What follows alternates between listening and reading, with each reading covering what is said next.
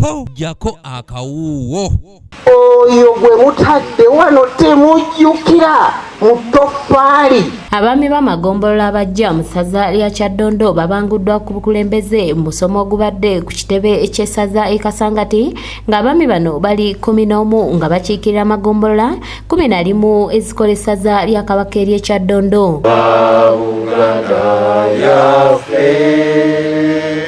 Ekitiibwa kya Buganda kyava. Omusomo gutandise ku makya g'olunaku olwaleero nga gugguddwawo Kaggo ow'ekitiibwa Agnes Nakibirige Sempa wamu n'omumyuka we ow'ekitiibwa Ahmed Magandazi.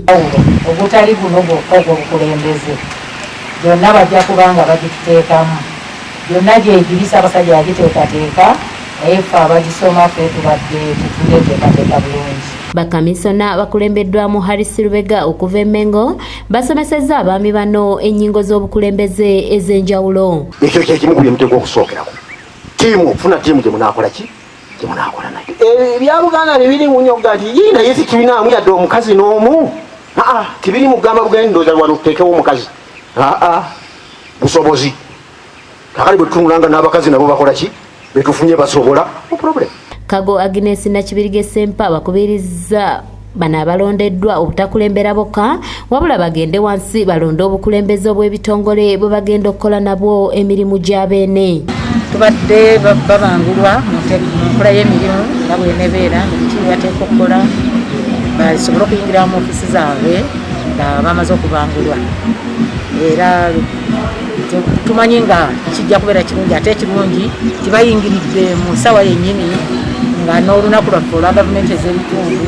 Owekitiibwa Ahmed Magandazi omumyuka wa Kaggo abasabye okuddamu okugoberera emitendera gy'okwetangira obulwadde bu COVID-19.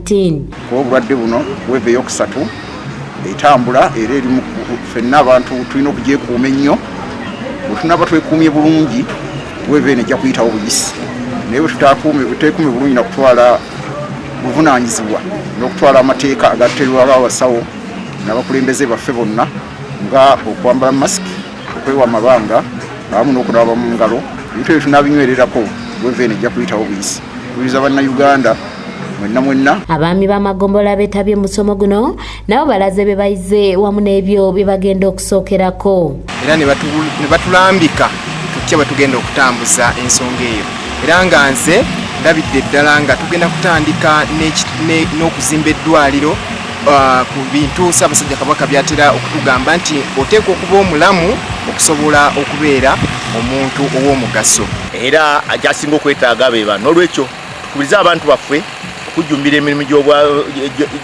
gy'obuweereza nga bulungi bwa nsimbi bitundu nga okubeera abaana mu byenjigiriza nga okubeera ebyobulamu naddala mu kiseera kino ekya COVID-19.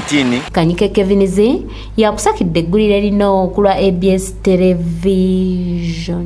Tonsemberera buli tunakozesa akakodya tujja kuyitawo buyisi tusobole okubeera nga wevene tuyitako buyisi